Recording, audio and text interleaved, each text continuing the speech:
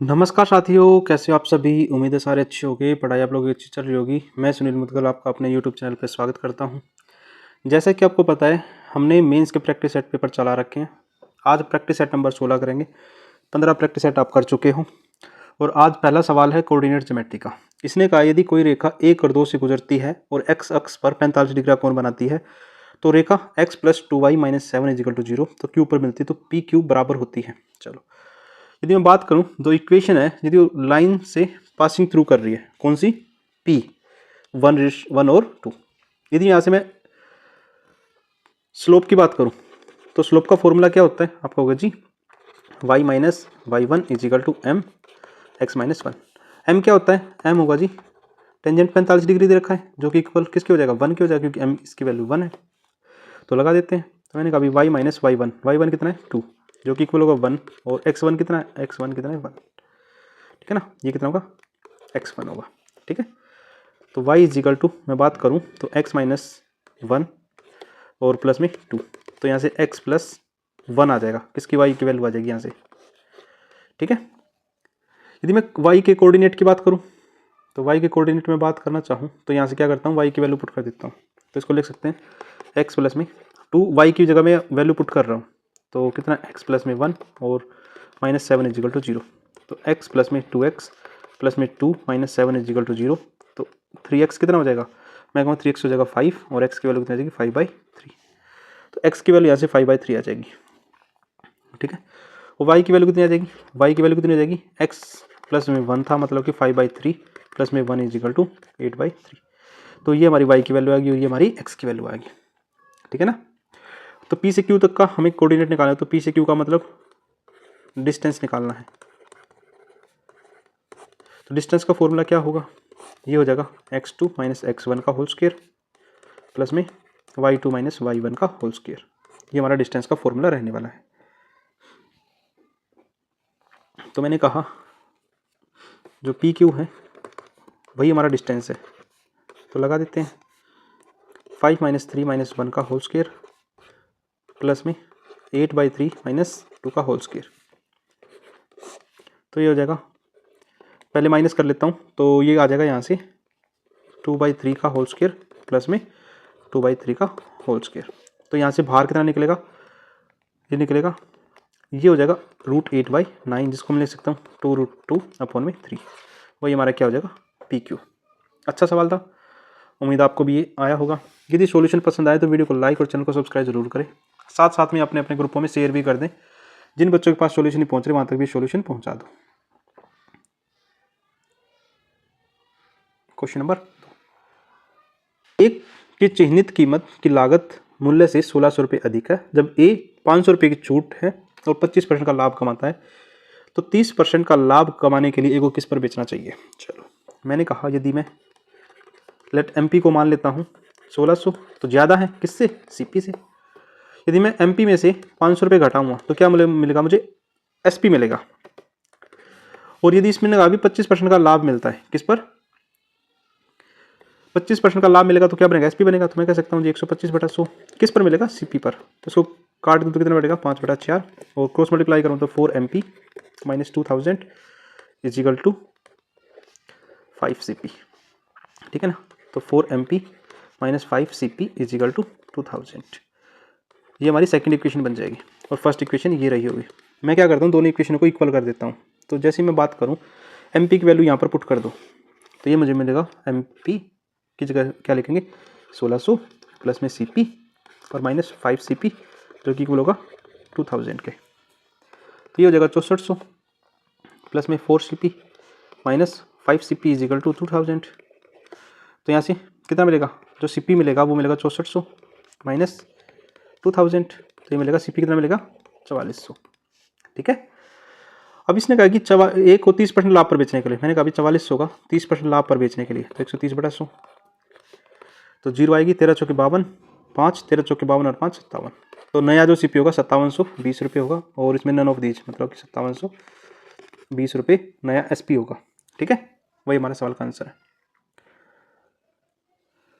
Question number 3, जो कि हमारा रूट वाला सवाल है। इसने कहा कि 5 + √10, इसको मैं लिख सकता हूँ 5 प्लस में इसको लिखना चाहूँ तो ऐसे लिख सकता हूँ 2 मल्टीप्लाई √5 अपॉन में 5 √5 माइनस इसको लिख सकता हूँ 4 मल्टीप्लाई 5 माइनस में इसको लिख सकता हूँ 16 मल्टीप्लाई 2 प्लस इसको लिख सकता हूँ 25 √2। ठीक है ना। उसके बाद मैं बात करूँ यदि मैं यहाँ से √5 कॉमन ले लूँ तो √5 कॉमन ले लूँ तो अंदर क्या बचेगा √5 बचेगा प्लस में √2 बचेगा। ठीक है ना। और यदि मैं यहाँ से बात करूँ तो इसको लिख सकता हूँ 5 √5 माइनस अब 4 में से कितना बाहर आ जाएगा 2 बाहर आ जाएगा तो ये कितना हो जाएगा 4 √5 और 16 से कितना बाहर आ जाएगा 4 बाहर आ जाएगा इसको लिख सकते हैं 4 √2 और इसका कितना बाहर आ जाएगा 5। ठीक है। तो मैं क्या करता हूँ इन दोनों के कॉम्बिनेशन बना लेता हूँ और इन दोनों का कॉम्बिनेशन बना लेता हूँ। तो मेरे पास √5 तो ऊपर रहेगा ही रहेगा √5 प्लस में √2 और नीचे कितना बनेगा तो इसमें से इसको माइनस करेंगे तो √5 बचेगा और इसको इसमें से माइनस करेंगे तो √2 बचेगा तो ये पूरा कट जाएगा तो रिजल्ट कितना रहने वाला है √5 वही सवाल का आंसर है। ठीक है।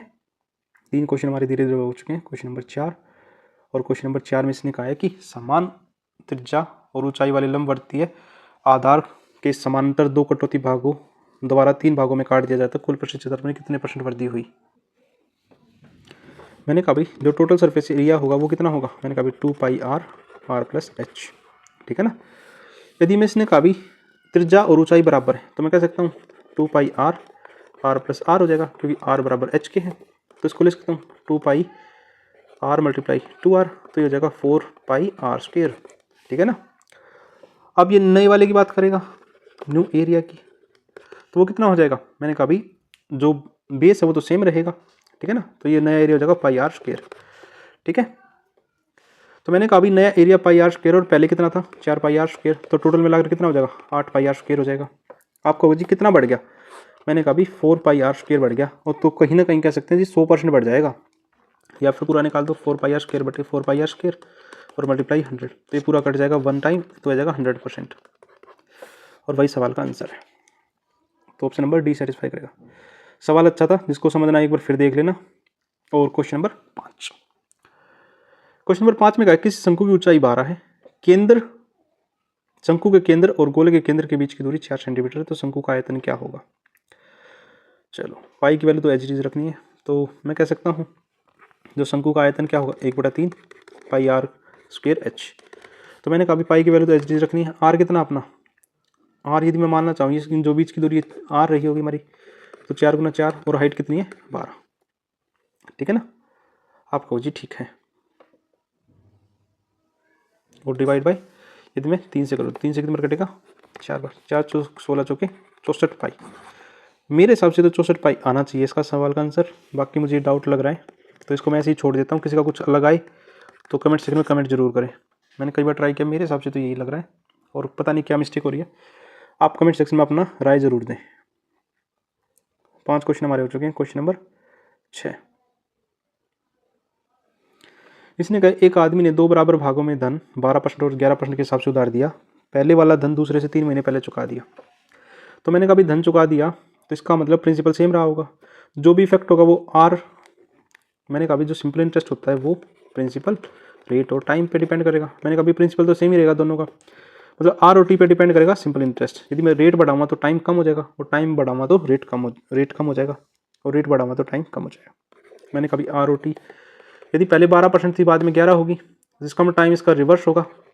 मैंने कहा अभी मेरे हिसाब से 1 महीना पहला 1% के हिसाब से पहला आ रहा है। 1 की वैल्यू 3 महीने है तो 11 की वैल्यू 33 महीने हो जाएगी या फिर 12 की भी निकाल सकते हो 36 महीने कोई फर्क नहीं पड़ेगा। जो एस आई क्या होगा 12 × 33 बटे 12 महीनों को ईयर में किया तो 12 से 12 तो एस आई कितना हो जाएगा 33। यदि मुझे अमाउंट निकालना तो मैंने कहा कोई भी चीज़ 100% होती है और 33 ब्याज लगेगा तो कितना हो जाएगा 133 क्या हो जाएगा अमाउंट हो जाएगा। इस 133 की वैल्यू सवाल में दे रखी 159,600 और मुझे निकालनी है 100 की क्योंकि प्रिंसिपल निकालना है तो 100 की एग्जैक्ट वैल्यू हमारी आ जाएगी 12,000। सबसे बेस्ट तरीका है सवाल को करने का। बाकी तो आप सवाल अलग अलग तरीकों से भी कर सकते हो। क्वेश्चन नंबर 7 इसने का गोला और अर्धगोले का आयतन समान है तो मैं कह सकता हूँ 4/3 πr³ = 2/3 πr³। मैंने कहा पाई और 3 से 3 कट जाएगा इससे कितना कटेगा 2 बार तो 2r³ = r³ कहा जा सकता है। और मुझे बताना वक्र पृष्ठीय क्षेत्रफल मतलब कि 4πr² अपॉन में 2 पाई आर स्क्वेयर, मैंने कभी पाई से पाई कट जाएगा और 2 से 2 कटेगा, तो आ जाएगा 2 आर स्क्वेयर अपॉन में आर का स्क्वेयर। तो इसको लिख सकता हूँ आर इज इक्वल टू 1/2 की पावर 1/3, इसको लिख सकता हूँ 2 1/2 की पावर 1/3 आर का होल स्क्वेयर। ठीक है, नीचे आर स्क्वेयर रहने वाला है, तो इसको लिख सकता हूँ 2 1/2 की पावर 2/3 कह सकता हूँ इसको, और आर स्क्वेयर अपॉन में आर स्क्वेयर, पावर से पावर कट जाएगी, आर से आर कट जाएगा। ठीक है, और इसको मैं और भी आगे लिखना चाहूँ तो इसको लिख सकता हूँ मैं 2 × 1 2/3, इसको नीचे बेस में ले जाऊँ क्योंकि पावर बेस में होगी। ठीक है ना, पावर बेस में भी वही काम करेगा, तो 2 की पावर 1 और 2 की पावर 2/3, मैंने कहा बेस से मतलब पावर क्या हो जाएंगे, डिवाइड हो जाएंगे, तो 2 की पावर 1 माइनस 2/3, तो इसको लिख सकता हूँ 2 की पावर 1/3, और नीचे तो 1 रहने ही वाला है, तो नीचे तो 1 था ही, तो इसको लिख सकता हूँ 2 की पावर 1/3 रेशियो 1, और वही सवाल का आंसर है। सवाल अच्छा था, उम्मीद आपको भी ये समझ में आया होगा। Question number 8।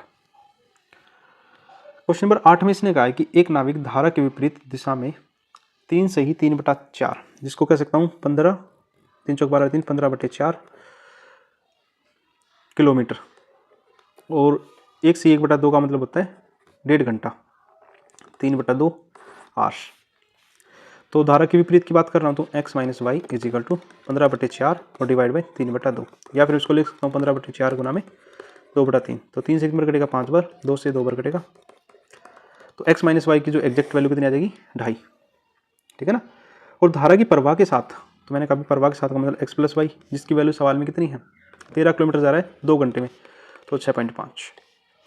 तो एक बार इक्वेशन को जोड़ देंगे तो x की वैल्यू यहाँ से कितनी मिलेगी, मैं दोनों को जोड़ के आधा कर दूँ, तो मैंने कहा भी 6.5 प्लस में 2.5 डिवाइड बाई 2, तो 7 और 2 9, तो ये आ जाएगा 4.5, और y की वैल्यू यहाँ से कितनी आ जाएगी 2। तो इसने कही 90 किलोमीटर जाना है शिथिर जल में, तो मैंने कहा 90 किलोमीटर जाना है शिथिर जल में, मतलब 4.5 के हिसाब से x के हिसाब से, तो पॉइंट हटाएंगे तो 0 चला जाएगा और 45 से कितनी कटेगा, तो 20 घंटे का समय लगने वाला है, और वही सवाल का answer option number B satisfy करेगा। क्वेश्चन नंबर 9 अलजेब्रा का सवाल है, तो हम कह सकते हैं जी x² + 1 / x² is equal to कितना हो जाएगा, प्लस में 2 इज इक्वल टू 2, 2 से 2 कट जाएगा, किसकी इक्वल आएगा 0 के, तो x की पावर 4 प्लस में 1 इज इक्वल टू 0, तो x की पावर 4 इज इक्वल टू -1, तो ये हमारे पास इक्वेशन बन गई। या हम इसको ऐसे भी लिख सकते हैं x की पावर 4 प्लस में x की पावर 0 इज इक्वल टू 1 0, तो इसका मतलब x की पावर 4 और 0 का डिफरेंस यदि 4 का है तो क्या हो जाएगा, आंसर 0 हो जाएगा। तो मैंने कहा 17 और 21 का पावर डिफरेंस 4 का, तो 0 बन जाएगा, ये भी 0 बन जाएगा, तो हमारे पास बनेगा x की पावर 4 + 3, तो इसकी पावर कितनी -1 लिखा जाएगा, इसको 3 लिखा जाएगा, तो रिजल्ट कितना आ जाएगा 2, और वही सवाल का आंसर है। ठीक है, तो क्वेश्चन नंबर 10 आज की क्लास का लास्ट क्वेश्चन, इसने कहा कि x ने 2 वस्तुएं बेची, अंकित मूल्य 28,000 रुपये है, और 10% की छूट के साथ पहले 20,000 को 20% की छूट, और 8,000 पर 8% की छूट। मैंने कहा भाई 20,000 पर 12% की छूट दे रहा है, तो मैं कह सकता हूँ जी 2400 रुपये की छूट दी है, और जबकि 8,000 रुपये पर 8% की छूट, तो कितने की छूट दे दी, मैंने कहा 640 की छूट, टोटल छूट कितने की दे दी 3040 की। ठीक है ना, 3040 की छूट दी है, किस पर दी है, मैंने कहा भाई टोटल 28,000 पर। यदि 28,000 में से टोटल छूट घटा दूँ तो मुझे एसपी मिलेगा, वो कितना मिलेगा 24,960, ये हमारा एसपी है। जबकि वो कह रहा है कि टोटल पर 28,000 पर यदि 10% की छूट दे, तो मतलब 90% पर कोई चीज़ बेचेगा, तो वो हो जाएगी 25,200 की।